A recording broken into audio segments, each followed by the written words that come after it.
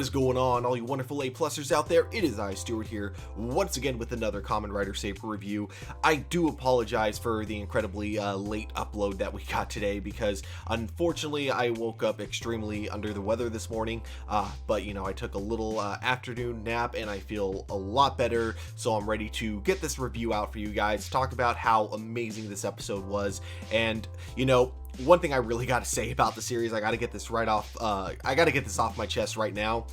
This show just keeps getting better and better episode after episode. You know, I know a lot of people weren't really a big fan of the show when it first started. It definitely had a much it was a lot more of a lighthearted tone, very episodic in a lot of ways, and it felt like even though it was kind of episodic, it also felt like they were shoving in so much information all at once, and it really kind of felt like there was just so much you had to really grasp in the very beginning, and it was hard to really keep up with it. I definitely feel like the overall problem with the show in the beginning was kind of the pacing. Now, I did overall enjoy the beginning, but at the same time, I'm definitely not going to deny I had some issues with it. The part where I almost wanted to say that there was definitely a part for me, I want to say a little bit after the beginning, like right before we got to kind of what I want to say like this new arc, this new kind of format, you know, which was around the time where Toma and the other writers essentially kind of parted ways. I would say the episode that happened and the episode before that, when we got the death of the Kamen Rider Caliber, those two kind of ended up being my least favorite episodes. And you know, it really, I think, kind of got me burnt out on the series earlier on. So I feel like a lot of my reviews after that, where they were kind of in retrospect extremely harsh, and I definitely would go back, you know, in time if I could and redo those reviews essentially, because I feel like I was just so burnt out on the show because of like kind of this new direction it was going in that I originally didn't really enjoy. So a lot of my reviews were kind of overly negative at that point. But kind of seeing where we're at now with episode 26 and how amazing the show has gotten, I see now the direction that the show has been trying to get to since that point, you know, and I look back and realize that I was definitely a little harsh. Now, there are a few points that I do stand by. Like, I do kind of think that the whole divide between Toma and the other writers was a bit rushed. I do stand by that. However, that being said, I don't think it was as poorly written as I kind of claimed it was when I originally did the review, and I also just don't think a lot of the points that I made originally about the show, such as Caliber's motivation, essentially, that was the thing I think I majorly critiqued about it and said that I absolutely hated. I don't think I don't think that was as bad as I originally said it was. So there are definitely a lot of things in my early reviews that I'm just kind of letting you guys know that in retrospect, I definitely don't quite feel the same way, especially like seeing where we're at now with the series and seeing the direction that it's going in.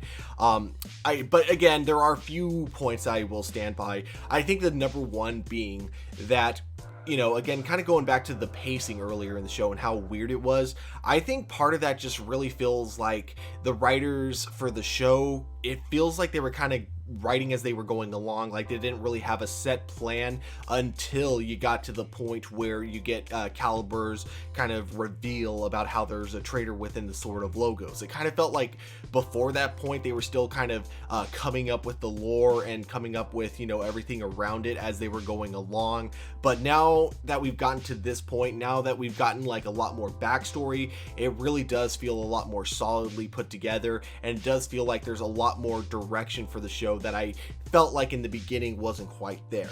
But that all being said, time to finally actually get on to my review of episode 26 and talk about how it was, because guys, I absolutely enjoyed this episode, and I think it might actually be my new favorite. And you know, with how the last few episodes have been, I feel like that's kind of been a pattern. Like, the show has been getting a lot darker, you know, but I think that's actually for the better in a lot of ways. And I'm not saying that the show has to be dark for it to be good, but it definitely, I feel like, really leads to some great character development, because we've seen these characters in a lot of lighthearted situations and we enjoy them. So now we have to see these characters writers adjust as the show's writing gets a lot darker episode after episode, and I think they've been handling it extremely well. And that all kind of starts with the beginning, with the reveal that Kento is actually still alive.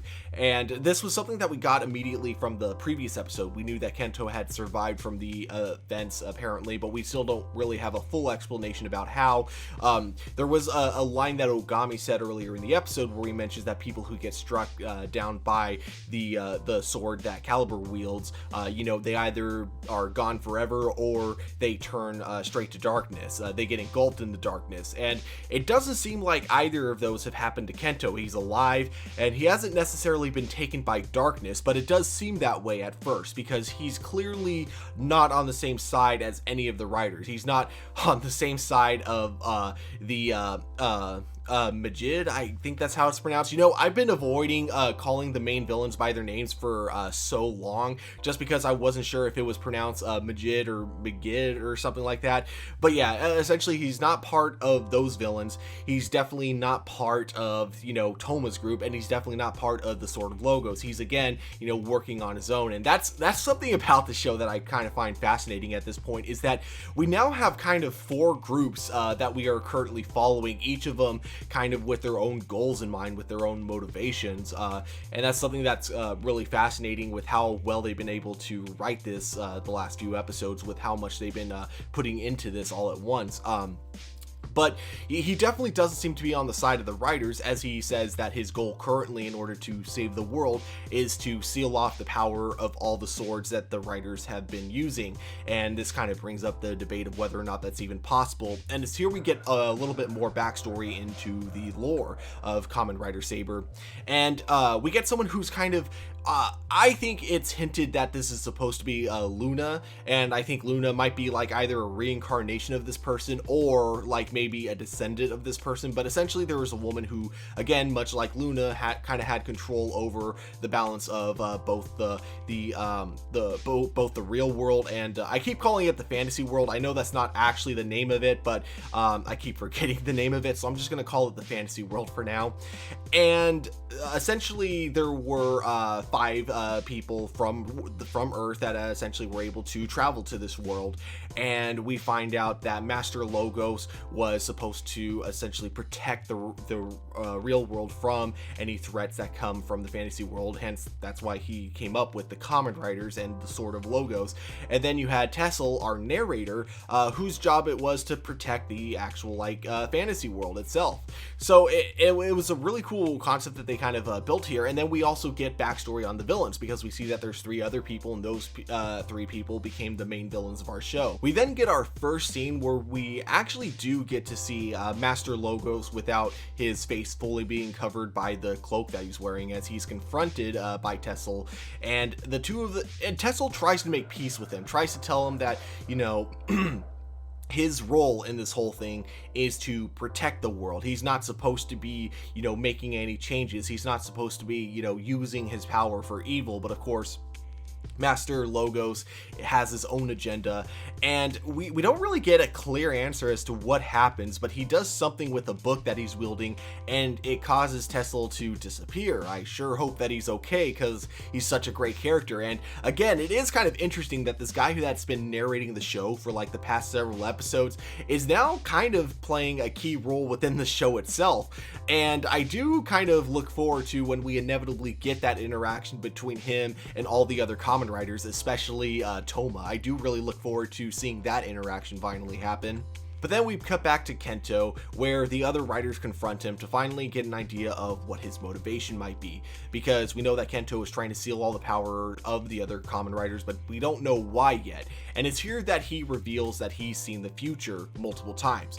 Very similar to Doctor Strange in Avengers Infinity War, when he had that one scene where he glimpses into the future to look at a million different possibilities of the outcome of the battle with Thanos. Kento has done the same thing, but not really in the same way as Doctor Strange. These weren't like actually simulations. These were actually him physically, experiencing the world being destroyed over and over. Essentially, no matter what happens, he's been living a Groundhog Day type of series series of events, if you will. And he's been experiencing, like, you know, working together with all the other writers, but no matter what happens, their power gets taken from them, and it gets used in this basically magical spell that completely wipes out the entire world. You know, we know that Master Logos is behind this because his goal is to rewrite the world, but of course when you have that much power, it's not exactly easy to control, so we can only assume that Master Logos is the one who's responsible for the world disappearing. And no matter what outcome you know, they've had working together, it's always led to the same thing of the world disappearing. So at this point, Kento realizes, or to his opinion, the only way to really prevent something like this from happening is to seal all the swords and, you know, prevent that power from ever being able to be made, which makes a lot of sense. However, for the Kamen Riders, it's not quite that simple, because the problem with, you know, giving up their power is that then suddenly the world becomes defenseless when it comes to other threats out there. So it becomes that kind of debate of, you know, the weapons may be the problem, but without the weapons, they're defenseless. That's kind of how they see it with the Kamen Riders with the blades. You know, the idea of sealing them to save the world is in itself almost a contradiction, because then without them, how can they protect the world?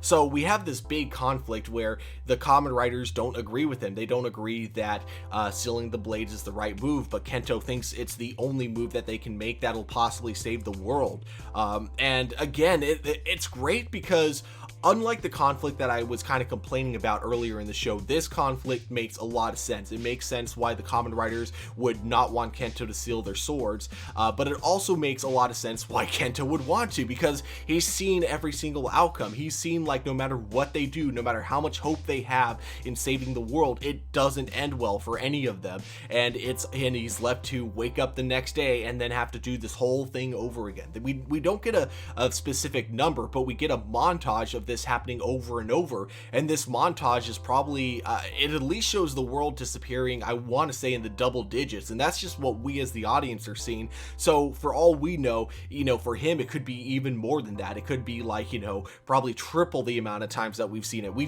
simply don't know.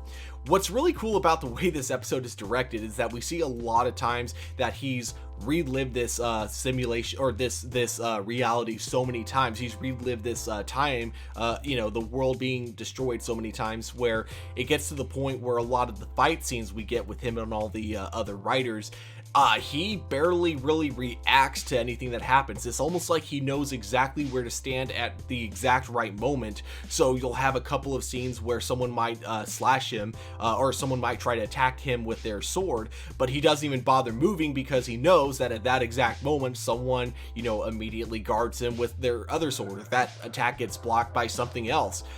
You know, it was really interesting, like the way they choreographed the fight in this episode.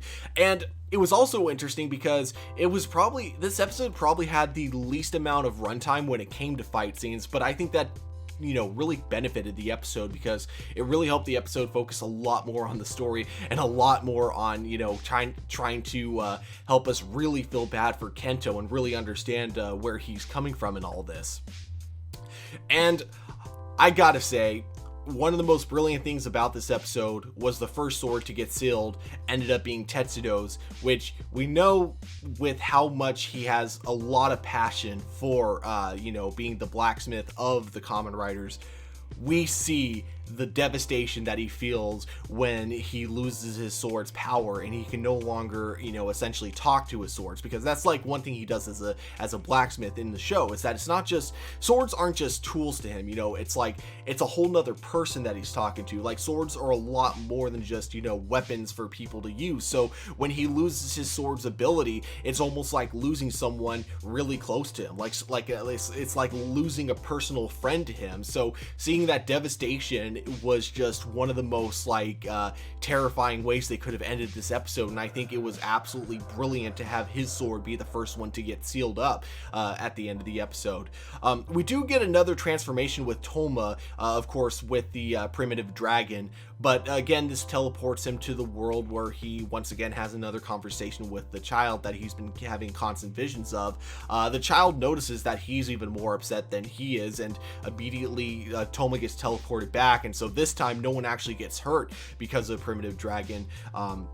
which again is also something that Kento actually had predicted while in the body of Kamen Rider Caliber. So again, all this stuff was really fascinating in the episode. And again, this is probably the best episode we've gotten so far, and it feels like the series is just on a perfect track of just getting better and better as it goes along.